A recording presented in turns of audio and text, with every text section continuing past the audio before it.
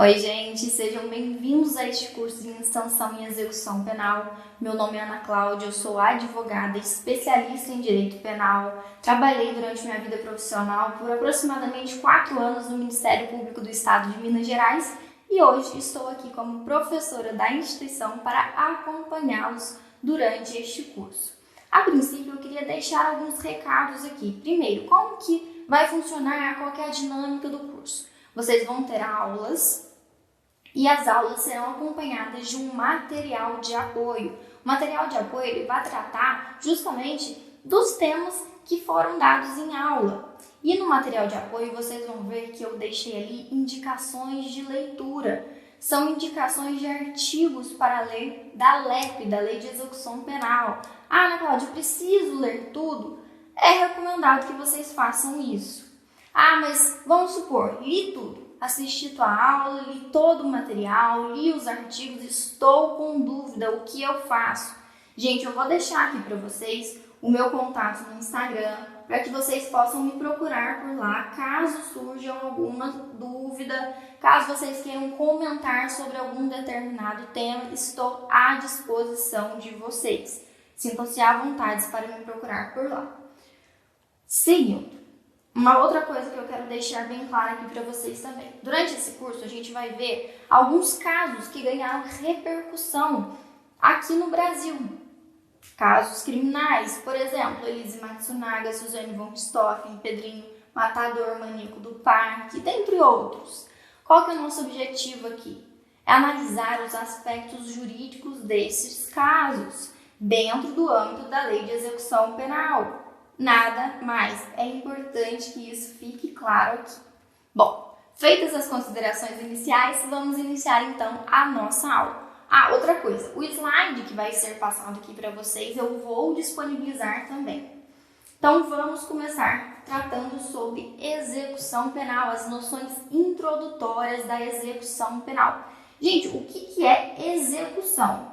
Quando a gente fala em execução, o que vem à mente? Execução não é quando nós executamos uma determinada tarefa, não é fazer valer algum comando. No âmbito da execução penal é exatamente isso. Quando a gente executa alguma coisa, a gente está cumprindo uma tarefa. Por exemplo, eu falei para vocês, ao final do material tem ali uma indicação de leitura. Caso vocês façam essa leitura, vocês estão executando a tarefa que eu passei para vocês. Vocês estão fazendo valer um comando que nesse caso foi emanado por mim. Aqui, no âmbito da execução penal, faz-se valer uma sanção penal. Sanção penal aqui é entendida como pena e medida de segurança. Nós vamos entender isso aqui um pouquinho mais à frente, mas a princípio é preciso que vocês entendam isso. Execução penal é fazer valer algo, fazer valer um comando. Onde que está esse comando? A gente vai ver tudo isso aqui durante os próximos slides.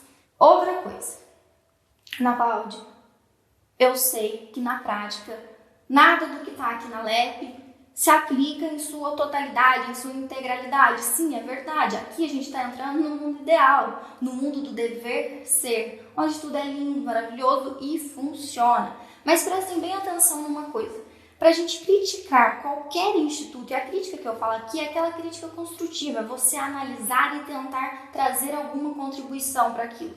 Para a gente fazer uma crítica construtiva, primeiro a gente tem que entender muito bem daquilo que nós estamos falando. Então, por isso que o nosso objetivo aqui é justamente entender bem da execução penal para amanhã ou depois participar de debates jurídicos e poder agregar ao debate. Gente, a execução penal ela pressupõe uma sanção, que foi o que eu tinha dito para vocês, que é aquilo que a gente vai executar. Mas como que a gente chega nessa sanção?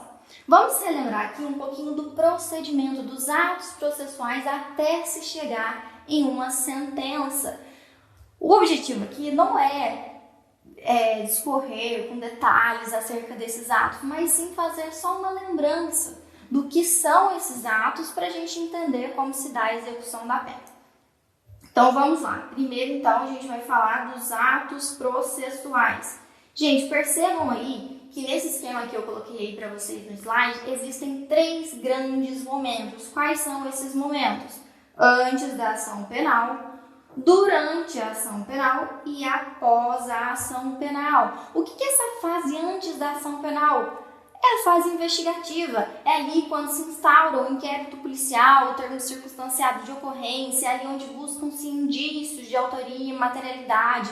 Vamos supor que existam esses indícios. Então o delegado ele vai relatar aquele inquérito, o TCO vai indiciar o autor, o suposto autor, vai encaminhar essa peça ao promotor de justiça. Essa peça nas mãos do promotor de justiça, o que pode acontecer? É caso de arquivamento? Não, não é caso de arquivamento. Segue. Precisa de alguma diligência a ser feita aqui? Não. O delegado fez um trabalho excelente, não precisa de diligência aqui. Denúncia. Nós vamos denunciar. Nos casos de ação penal privada, tem a queixa-crime, mas eu estou exemplificando aqui como uma ação penal pública, só para a gente entender esse procedimento que eu coloquei aí. Denunciou. Então, vai ao juízo. Quando chega a denúncia lá, vê se é caso de rejeição ou de recebimento. Recebida a denúncia, o réu é citado. Citado para quê? Para responder à acusação que foi feita. Então, o advogado ele vai elaborar a resposta à acusação. Elaborou a resposta à acusação. O juiz entendeu que realmente não é caso de absolvição sumária aqui. Temos que continuar o processo. Designa a IJ, audiência de instrução e julgamento. Na instrução, as provas vão ser colhidas sobre o crivo do contraditório e da ampla defesa. Foram colhidas, então, as provas. Próximo passo, memoriais, alegações finais por memoriais, que são as alegações finais escritas. Então, a acusação, a defesa expõe ali as últimas alegações e chega o momento que a gente tanto espera aqui, que é o momento da sentença.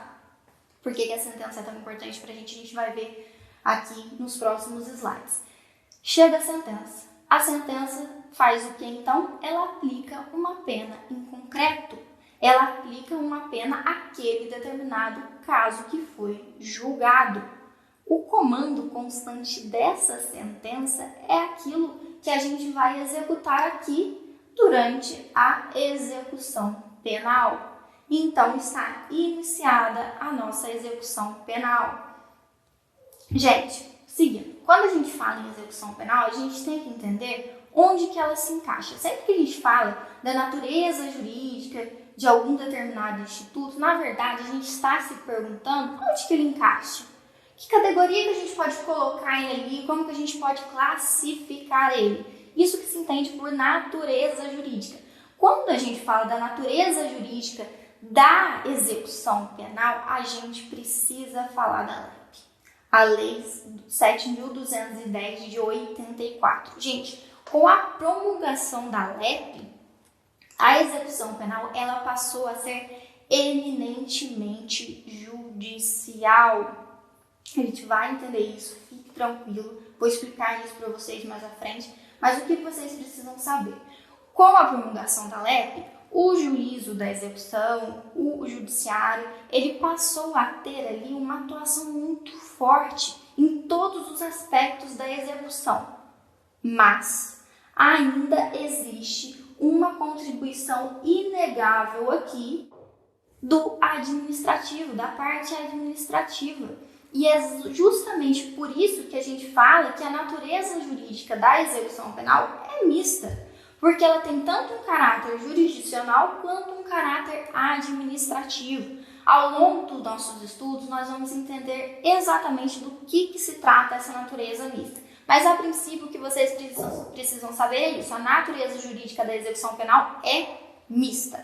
Bom, seguindo aqui, então, nossos estudos. Gente, sempre que a gente vai estudar algum determinado instituto, a gente tem que saber qual que é a base daquele instituto. Por isso, nós vamos estudar agora os princípios norteadores da execução penal. Sempre que a gente fala em princípio, a gente está falando da base, a gente está falando da sustentação, a gente está falando daquilo que dá razão a todo um regulamento. Princípios norteadores, aquilo que vai dar um norte, aquilo que vai dar uma direção, aquilo que a gente vai pautar todas as decisões.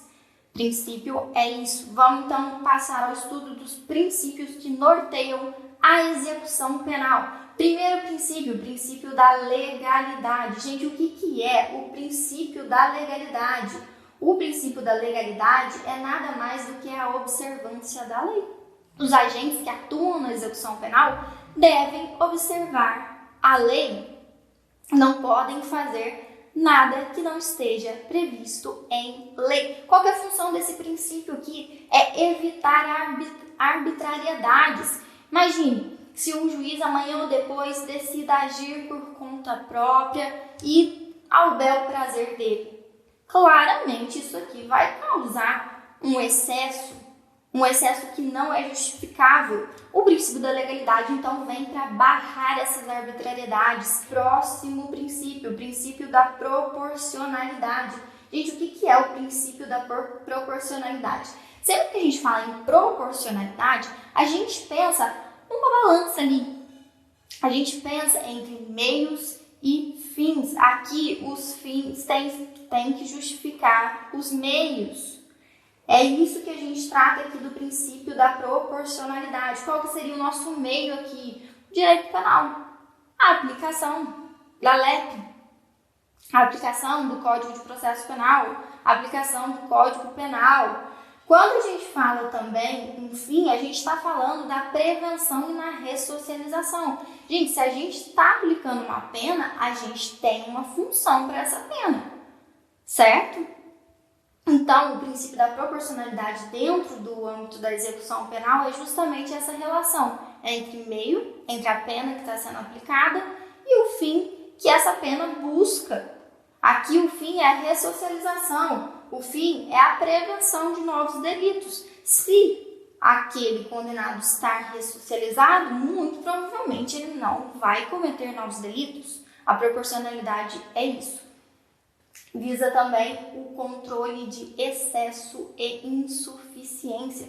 Gente, se há uma previsão para uma determinada sanção, essa sanção ela tem que ser suficiente para alcançar aquele fim, mas também não pode exceder, entende? Então existe aqui uma linha um pouco tênue entre o excesso e a insuficiência, seguindo o princípio da intranscendência. Gente, o que é intranscendência? Nenhuma pena passará da pessoa do condenado. A pena ela é direcionada ao condenado, a ninguém mais, a família do condenado não, ao condenado. A pena não pode passar do condenado. Próximo princípio, o princípio da inderrogabilidade. O que é inderrogabilidade? É a certeza da imposição de algo. Gente, se está previsto ali alguma coisa, tem que ser imposta. Por exemplo, vamos supor que o condenado pratica uma falta grave. Vocês vão ver ali na LEP que a ocorrência de falta grave faz nascer uma sanção disciplinar. Se está previsto que se ele comete uma falta grave, ele vai ter que passar por uma sanção disciplinar, os agentes da execução penal não podem simplesmente falar: não quero que ele cumpra não essa sanção, tá tranquilo, ele não precisa cumprir não, ele cometeu a falta grave, mas ok, não precisa cumprir uma sanção. Não é assim, gente. O princípio da inderrogabilidade visa justamente isso, é a certeza de que vai se impor algo que ali está previsto. Vamos para o nosso próximo princípio. Princípio da individualização. O que é esse princípio da individualização? Gente, o princípio da individualização, a gente tem que ter um pouquinho mais de calma para estudar ele, porque ele é dado em 3 momentos. Qual que é o primeiro momento que o princípio da individualização ele é imposto? Lá na pena em abstrato. Sabe quando vocês abrem lá o Código Penal, está previsto matar alguém, pena de tantos a tantos anos. Essa é a pena em abstrato. O legislador estudou e viu que para aquela determinada conduta a pena deveria ser de tal a tal anos. Então é exatamente isso que é a aplicação do princípio da individualização aqui na combinação da pena. Seguindo, está previsto ali, beleza, vai passar por um procedimento lá, a gente viu os atos processuais, vai aplicar uma sentença. No momento que o juiz está aplicando a sentença, ele também vai utilizar o princípio da individualização. Esse princípio da individualização, ele materializa como na sentença? Na dosimetria da pena. O juiz vai aplicar ali com base nas circunstâncias ali do artigo 59, vai ver causa de aumento, causa de diminuição, vai ver agravante, atenuante. Isso é individualizar. É você pegar as normas e olhar para o caso em concreto. É você pegar aquela norma e trazer ela ali para aquele caso que está sendo apresentado. E na execução penal, como que esse princípio ele é materializado? A gente disse que na execução penal, o bom comportamento ele é premiado, enquanto o mau comportamento ele é castigado. A gente vai estudar aqui o Instituto da Remissão, vai estudar aqui ainda a questão das faltas graves e a gente vai entender exatamente como que se dá a aplicação do princípio da individualização dentro da execução penal. Vamos então para o nosso último princípio, o princípio da humanidade. Gente, o que é o princípio da humanidade? O princípio da humanidade é a garantia de que o condenado tem dignidade. No momento que ele ingressa ali no sistema prisional, ele não perde a dignidade dele, ele tem dignidade. Nós vamos ver aí nas próximas aulas os direitos, as garantias do condenado. O princípio da humanidade vem para resguardar isso, os direitos e as garantias dele. Outra coisa, a pena ela objetiva a integração social. Isso é a aplicação do princípio da humanidade também. A pena tem uma finalidade, reintegrar o condenado à sociedade. E, por fim, são vedadas penas desumanas. Tudo isso diz respeito ao princípio da humanidade. Gente, existe um conjunto de regras e princípios que regulamentam a execução penal. Existem várias fontes positivas: Constituição Federal, tratados, LEP, Código Penal, Código de Processo Penal, que são aplicados no âmbito da execução penal. Mas os nossos estudos aqui serão voltados à LEP, a Lei de Execução Penal. Nas próximas aulas, então, a gente vai começar a ver quais são os objetos da LEP, como que se dá a sua aplicação, quais são os seus sujeitos. Até a próxima aula.